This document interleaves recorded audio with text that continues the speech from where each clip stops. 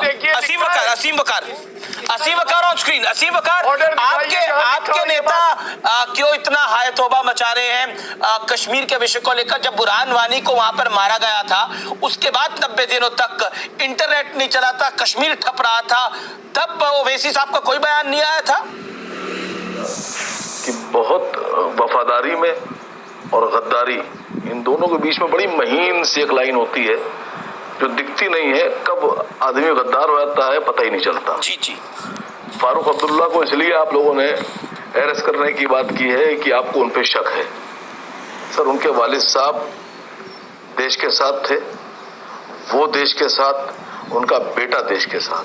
जिस आदमी की 3 पीढ़ियां हिंदुस्तान से वफादारी में गुजर गई, आज उस पर ये इल्जाम लग रहा है कि वो गद्दार है, उस पर शक किया जा रहा है। दूसरी बात, अभी एक साहब बैठे थे, उन्होंने कहा कि उन्होंने एक मुकदमा किया है। इसे गुजारिश कर रहा हूं, एक मुकदमा और कर दीजिए। कश्मीर में 370 हटा दिया आपने, हमारे देश का अंग है, हम भी मानते हैं, हम भी आपके साथ हैं, हम सब एक साथ हैं। हमारा देश बट नहीं सकता, हमारा देश कट नहीं सकता।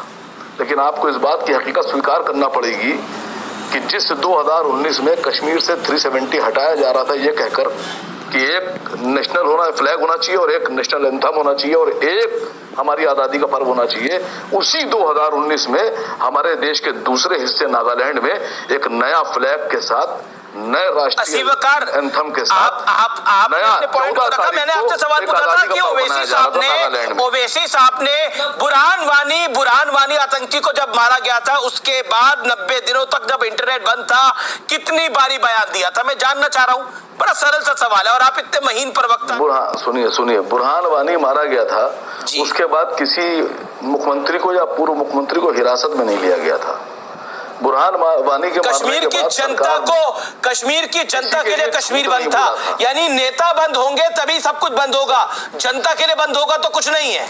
ये क्या लॉजिक हुआ? एक बात आपको माननी पड़ेगी, कश्मीर के अंदर मैं आपसे एक बात पूछ रहा हूँ सर। जी जी सर, मैं आपसे एक बात पूछ रहा हूँ सर, मैं आपसे एक बात पूछ रहा हूँ।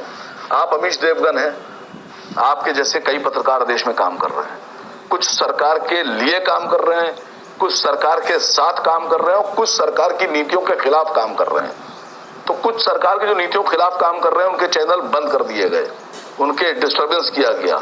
तो अगर उनको अरेस्ट कर लिया जाए, ऐसे पत्रकारों को जो ईमानदार हैं, बेईमान नहीं है, भ्रष्ट नहीं है, करप्ट नहीं है, ये बड़ी अच्छी बात कही आप। अब ये मुद्दा नहीं है। अब मुद्दा ये है कि हिंदुस्तान में आगे की रणनीति क्या होगी कि जो हमारे नौजवान तैयार हो रहे हैं उनको नौकरियां कैसे मिलेंगी, उनको रोजगार कैसे दिया जाए।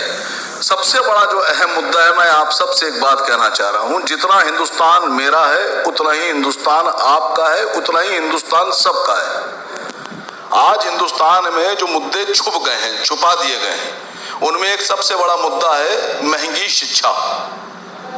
हिंदुस्तान में शिक्षा महंगी इसलिए की जा रही है कि हर आदमी शिक्षा तक पहुंच ना पाए।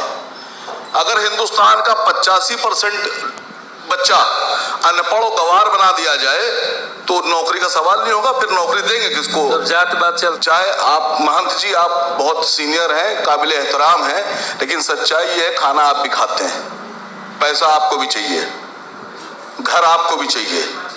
ऐसा नहीं है कि अगर आप महंत हैं तो आप बिना खाने के रहते हैं। एक दलित को भी खाना चाहिए, एक आईएएस को भी खाना चाहिए, एक आईपीएस को भी खाना चाहिए, मुसलमान को भी खाना चाहिए, हिंदू को भी खाना चाहिए। उसका इंतजाम कौन करेगा? न खाऊंगा न खाने दूंगा? नहीं, उसका इंतजाम कौन करेगा सर? मैं पूछ रहा हूं आपसे, ये कैसी बात आपने कह दी, ना खाऊंगा ना खाने दूंगा? एक नजरिया ये भी कैसे रहा है? एयरपोर्ट आपने किसी दलित को क्यों नहीं दिया? एयरपोर्ट आपने किसी मुसलमान को क्यों नहीं दिया? एयरपोर्ट आपने किसी गरीब को क्यों नहीं दिया?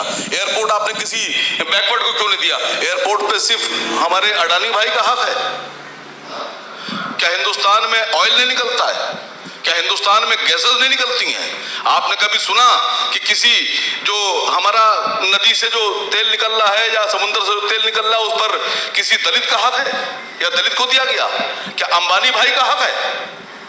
आपने कभी सुना कि किसी डैम को जिससे बिजली बनती है आपको पता है हिंदुस्तान में हाइड्रो जो पावर है, हाइड्रो प्रोजेक्ट है, उससे बिजली बनाने की कास्ट अगर सही तरीके से निकाली जाए तो 10 पैसे आती है। 10 पैसे की बिजली डाकुओं को डैम बेचकर फिर उनसे 2 रुपए में खरीद कर हिंदुस्तान की आवाम को 8 रुपए में बेचेंगे आप। इस पर बात कौन करेगा? आसिम वकार करेंगे या आप करेंगे या कौन?